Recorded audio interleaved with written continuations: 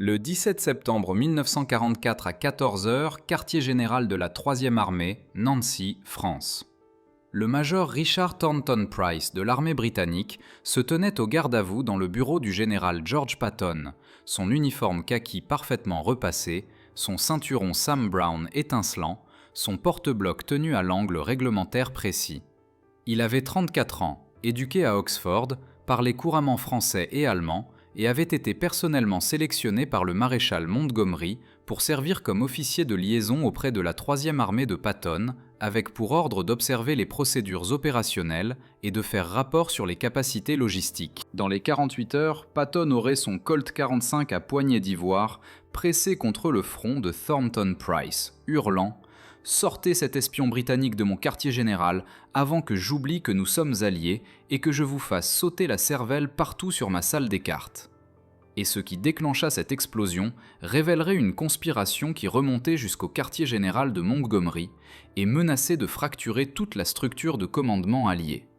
Avant de plonger dans ce qui s'est passé dans cette pièce, appuyez sur ce bouton d'abonnement car c'est l'une des confrontations les plus explosives de la Seconde Guerre mondiale qui n'a jamais figuré dans les livres d'histoire. Le moment où Patton découvrit que les Britanniques sabotaient ses approvisionnements en carburant et faillit déclencher un incident international en menaçant d'exécuter un officier allié. Laissez un commentaire. Auriez-vous gardé votre sang-froid si vous aviez découvert que vos alliés vous poignardaient dans le dos? Ou auriez-vous fait ce que Patton a fait? Revenons à septembre 1944, lorsque l'avancée alliée s'enlisait et que personne ne pouvait comprendre pourquoi. En septembre 1944, la 3e armée de Patton avait avancé à un rythme qui défiait la logique militaire. Sortie de Normandie en août, elle avait parcouru 400 miles à travers la France, libéré Paris, traversé la Moselle et était positionnée pour foncer directement en Allemagne et potentiellement mettre fin à la guerre avant Noël. Mais le 15 septembre, quelque chose changea. Les chars de Patton commencèrent à manquer de carburant, non pas graduellement, mais soudainement, catastrophiquement, comme si quelqu'un avait fermé un robinet. Le 14 septembre, la 3e armée reçut 32 000 gallons d'essence. Le 15 septembre, elle en reçut 7 000 gallons. Le 16 septembre, elle en reçut 0. Et les unités de pointe de Patton s'arrêtaient littéralement sur les routes, à court d'essence, cible facile pour les contre-attaques allemandes, tandis que leur commandant fulminait au quartier général, exigeant de savoir où était passé son carburant. L'explication officielle d'Eisenhower était simple. Les lignes d'approvisionnement alliées s'étendaient des plages de Normandie jusqu'à l'est de la France, sur plus de 400 miles de routes endommagées et de ponts détruits, et il n'y avait tout simplement pas assez de carburant pour soutenir tout le monde simultanément, donc des priorités devaient être établies. Le 21e groupe d'armée de Montgomery obtenait la priorité pour l'opération Market Garden, un assaut aéroporté en Hollande prévu pour septembre. Et Patton devrait attendre son tour. Il conserverait ses positions jusqu'à ce que Market Garden réussisse. Mais Patton ne croyait pas cela, parce que ses officiers de renseignement avaient suivi les expéditions de carburant alliés et les chiffres ne correspondaient pas. Du carburant arrivait au dépôt avancé pour soutenir les deux opérations. Pourtant, d'une manière ou d'une autre, l'allocation de la 3e armée continuait de diminuer, tandis que celle de Montgomery continuait de croître, malgré le fait que Market Garden nécessitait beaucoup moins de carburant que les opérations blindées mobiles de Patton. C'est à ce moment que le major Thornton Price arriva avec son porte-bloc et son accent d'Oxford et ses ordres de Montgomery d'observer les opérations de la 3e armée. Le chef d'état-major de Patton, le général de division Gay, conduisit le briefing initial, expliquant les positions, objectifs et défis de la 3e armée, y compris les mystérieuses pénuries de carburant qui paralysaient leur avancée. Thornton Price prit des notes méticuleusement, posa des questions approfondies sur les taux exacts de consommation de carburant, demanda des informations sur les réserves, demanda quelles unités étaient les plus affectées, et Gay répondit parce que c'était un officier de liaison du quartier général allié faisant son travail, ou du moins le pensait-il, jusqu'au 18 septembre, lorsqu'un des officiers de renseignement de Patton intercepta quelque chose qui changea tout. Le capitaine Marcus Henderson était un officier de renseignement des transmissions qui surveillait le trafic radio allemand, mais surveillait aussi officieusement les communications britanniques parce que Patton ne faisait pas entièrement confiance aux Britanniques et voulait savoir ce qu'ils disaient quand les Américains n'écoutaient pas. Le 18 septembre à 3h40, Henderson intercepta une transmission radio britannique codée du quartier général de la 3e armée au quartier général du 21e groupe d'armée.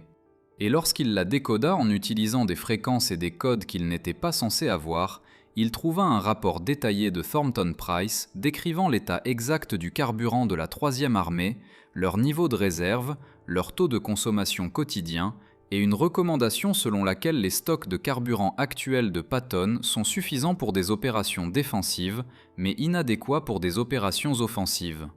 Par conséquent, le détournement d'allocations de carburant supplémentaires vers Market Garden n'impacterait pas significativement les capacités de la 3e armée. Henderson apporta l'interception directement au général Gay à 6h et Gay comprit immédiatement ce qu'il regardait. Thornton Price n'observait pas simplement, il espionnait, rassemblant des renseignements sur les approvisionnements en carburant américains et les rapportant à Montgomery. Ainsi, Monty pouvait argumenter que Patton n'avait pas vraiment besoin de carburant parce qu'il en avait soi-disant assez. C'était de l'espionnage déguisé en travail de liaison, et cela expliquait tout. Montgomery utilisait Thornton Price pour fournir des munitions à ses arguments, auprès d'Eisenhower, selon lesquels Market Garden devrait obtenir la priorité, parce que l'armée de Patton était adéquatement approvisionnée, alors qu'en réalité, Patton fonctionnait sur les vapeurs, et la seule raison pour laquelle Montgomery le savait était parce que son espion lui envoyait des données opérationnelles américaines. Gay apporta l'interception à Patton à 6h45, et selon plusieurs témoins présents dans les quartiers de Patton ce matin-là, la réaction du général fut volcanique. Il lut le message décodé 3 fois, son visage passant du rose au rouge au violet. Et puis il dit très calmement « Amenez Thornton Price à mon bureau dans 5 minutes. Et que quelqu'un trouve mes pistolets, parce que je vais en avoir besoin. » Les officiers d'état-major présents pensèrent qu'il plaisantait, parce que les généraux ne tiraient pas réellement sur les officiers de liaison, même dans des situations comme celle-ci. Mais ensuite Patton ouvrit son coffre, retira ses Colt 45 à poignée d'ivoire, vérifia que les deux étaient chargés, et attacha son ceinturon d'armes avec le genre de calme délibéré qui suggérait qu'il ne plaisantait pas du tout. Le major Thornton Price arrive au bureau de Patton à 6h53, s'attendant à un briefing matinal de routine, peut-être une autre série de questions sur les procédures d'approvisionnement ou la planification opérationnelle. Au lieu de cela, il trouva Patton debout derrière son bureau, avec les 2 mains posées sur ses poignets de pistolet, ses yeux bleu pâle fixés sur l'officier britannique, avec une intensité qui fit figer Thornton Price dans l'embrasure de la porte. « Entrez », dit le major Patton, sa voix anormalement calme.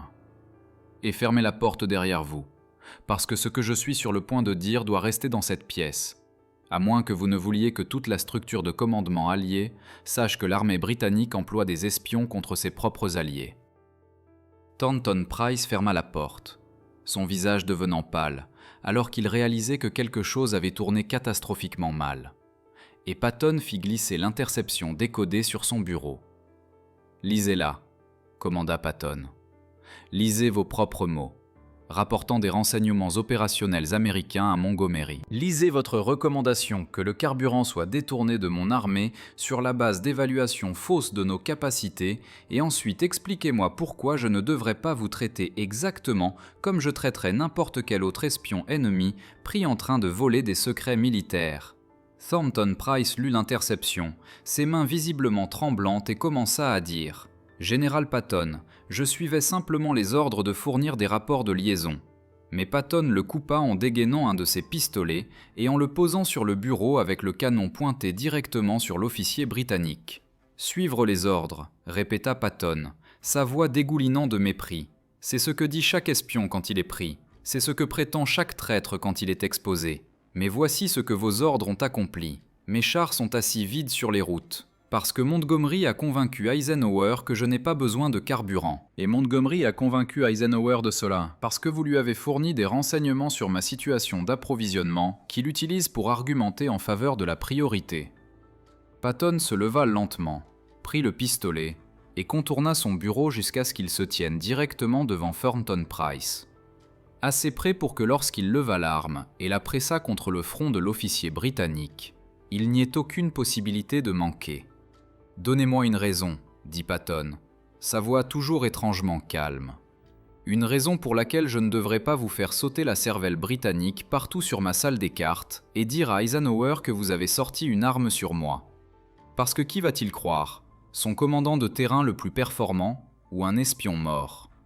La pièce était absolument silencieuse, à l'exception de la respiration rapide de Thornton Price et du tic-tac de l'horloge sur le mur de Patton. Et selon le général de division Gay, qui assista à toute la confrontation, cela dura environ 45 secondes, qui semblèrent 45 minutes.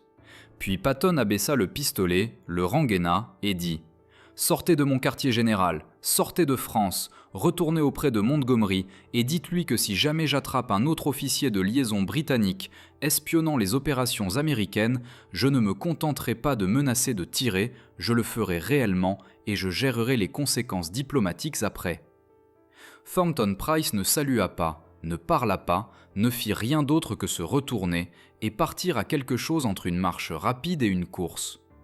Et dans les 2 heures, il était dans un avion de retour au quartier général du 21e groupe d'armée avec une histoire qui causerait une crise immédiate. La réaction de Montgomery au rapport de Thornton Price fut de la fureur face aux théâtralités de Patton, une indignation que le général américain ait menacé un officier britannique et il envoya immédiatement une plainte formelle à Eisenhower exigeant que Patton soit discipliné pour conduite indigne et menace envers le personnel allié. Churchill, lorsqu'il fut informé de l'incident, fut également furieux parce que cela alimentait toutes les craintes britanniques concernant les généraux américains étant des cow-boys indisciplinés à qui on ne pouvait pas faire confiance pour suivre le protocole.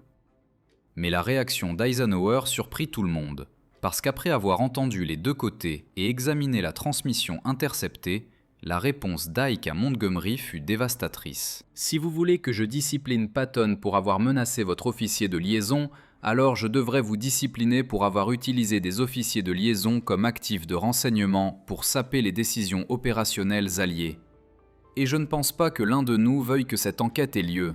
Ce qu'Eisenhower avait découvert par ses propres enquêtes était que Thornton Price n'était pas un cas isolé. Montgomery avait placé des officiers de liaison dans plusieurs unités américaines, avec des ordres explicites de faire rapport sur les situations d'approvisionnement, afin qu'ils puissent utiliser ces renseignements pour argumenter en faveur de la priorité d'approvisionnement pendant le débat en cours sur la question de savoir s'il fallait poursuivre une stratégie de front large, préférence d'Eisenhower soutenant à la fois les avancées britanniques et américaines, ou une stratégie de front étroit, préférence de Montgomery, concentrant les ressources sur sa poussée nordique.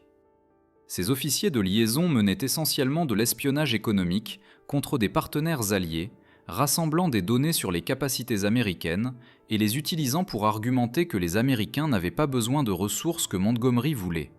Et Patton avait simplement été le premier commandant américain à en attraper un et à appeler cela ce que c'était. La confrontation força Eisenhower dans une position impossible. Il ne pouvait pas reconnaître publiquement que les Britanniques avaient espionné les unités américaines parce que cela détruirait l'unité alliée et donnerait aux Allemands des munitions de propagande sur les divisions alliées. Mais il ne pouvait pas non plus punir Patton pour avoir menacé Thornton Price parce que Patton avait eu raison d'être furieux de l'incident, même si sa méthode d'exprimer cette fureur était totalement inappropriée. La solution d'Eisenhower fut de retirer discrètement tous les officiers de liaison britanniques des unités américaines, de les remplacer par des officiers de liaison américains auprès des unités britanniques qui étaient explicitement interdits de collecte de renseignements, et d'émettre une directive selon laquelle toutes les décisions d'allocation d'approvisionnement seraient prises au niveau du chef sur la base des exigences opérationnelles plutôt que des rapports de renseignement des officiers de liaison. Montgomery ne s'excusa jamais publiquement, mais envoya une lettre privée à Patton qui était moins une excuse qu'une explication, argumentant que les rapports de liaison étaient une pratique standard et que la transparence opérationnelle bénéficiait à l'Alliance et que peut-être les sensibilités étaient accrues par le stress des opérations. La réponse de Patton, préservée dans ses papiers personnels, fut brève et colorée. « Montgomery, votre officier de liaison était un espion. Votre transparence était du vol. Et votre commentaire sur les sensibilités suggère que vous ne comprenez toujours pas que j'étais à quelques secondes de réellement tirer sur ce fils de pute. Et la prochaine fois, je ne m'arrêterai pas aux menaces. La relation des deux généraux, déjà tendue par des conflits de personnalité et des désaccords stratégiques, ne se remit jamais de l'incident Thornton Price, et leur mépris mutuel continuerait de compliquer les opérations alliées pour le reste de la guerre. L'impact plus large de l'incident fut significatif, parce qu'il exposa comment la compétition pour les ressources créait un comportement semblable à de l'espionnage entre partenaires alliés qui étaient censés coopérer. Montgomery croyait sincèrement que concentrer les ressources sur sa poussée nordique offrait la meilleure chance de mettre fin à la guerre rapidement. Et de son point de vue, rassembler des renseignements sur les situations d'approvisionnement américaines pour soutenir ses arguments était simplement une planification intelligente.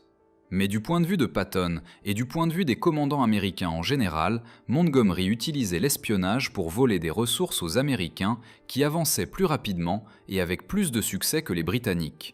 Et le fait que cela se faisait par l'intermédiaire d'officiers de liaison plutôt que d'espions avoués le rendait plus insultant plutôt que moins. La situation du carburant qui déclencha toute la crise ne se résolut jamais complètement, parce que Market Garden échoua catastrophiquement fin septembre 1944, prouvant que la stratégie de Montgomery avait été défectueuse indépendamment du nombre de ressources qu'il y avait détournées. La troisième armée de Patton resta affamée de carburant pendant octobre et novembre 1944, incapable d'exploiter des opportunités qui auraient pu raccourcir la guerre. Et lorsque les Allemands lancèrent leur offensive surprise à travers les Ardennes en décembre, la bataille des Ardennes, de nombreux historiens ont argumenté que si Patton avait été adéquatement approvisionné en septembre et octobre, ses forces auraient pu être positionnées pour prévenir ou émousser cette attaque. La question de savoir si la priorisation des ressources de Montgomery a coûté aux Alliés des mois de guerre et des milliers de vies reste débattue, mais ce qui est indéniable est que le scandale d'espionnage exposa de profondes fissures dans le commandement allié qui ne guérirent jamais complètement. Le major Richard Thornton Price survécut à la guerre, retourna en Grande-Bretagne et ne parla jamais publiquement de l'incident avec Patton. Ses dossiers militaires officiels notent simplement qu'il fut réaffecté de ses fonctions de liaison en septembre 1944 sans explication du pourquoi.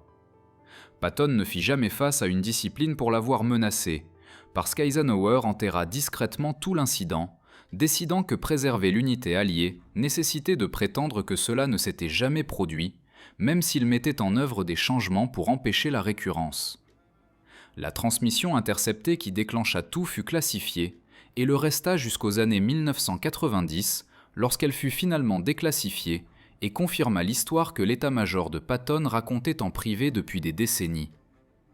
L'histoire de pourquoi Patton menaça de tirer sur l'officier de liaison britannique d'Eisenhower est vraiment une histoire sur la confiance, ou son absence, dans la guerre de coalition, où les Alliés poursuivent à la fois des objectifs communs et des intérêts concurrents. Montgomery n'avait pas tort que Market Garden avait besoin de ressources. Et Patton n'avait pas tort que la troisième armée obtenait de meilleurs résultats par gallon de carburant consommé. Et Eisenhower n'avait pas tort qu'il devait équilibrer les demandes concurrentes de commandants qui avaient tous deux des arguments valables. Mais ce qui rendit la situation toxique fut l'aspect espionnage. Si Montgomery avait ouvertement argumenté « J'ai besoin du carburant de Patton parce que mon opération a une priorité plus élevée », cela aurait été un débat stratégique acceptable. Mais au lieu de cela, il utilisa la collecte de renseignements clandestins pour saper les arguments de Patton. Et lorsque cela fut découvert, cela transforma le désaccord stratégique en quelque chose qui ressemblait à une trahison. Si cette histoire d'espionnage, de conspiration et de Patton menaçant de tirer sur un officier allié vous a fait voir la Seconde Guerre mondiale différemment, appuyez sur ce bouton d'abonnement et la cloche de notification parce que nous découvrons les histoires qui compliquent les récits simples. Les moments où les alliés s'espionnaient mutuellement, où les généraux menaçaient de tuer des gens de leur propre côté, où les vrais ennemis étaient parfois les bureaucrates et les intrigants dans votre propre structure de commandement. Laissez un commentaire. Montgomery était-il justifié d'utiliser des officiers de liaison pour rassembler des renseignements sur les situations d'approvisionnement américaines? Ou Patton avait-il raison de l'appeler de l'espionnage? Et de la question plus large, si vous étiez Eisenhower, comment auriez-vous géré une situation où vos deux meilleurs commandants de terrain pointaient littéralement des armes sur les représentants l'un de l'autre pendant que l'Allemagne se battait encore?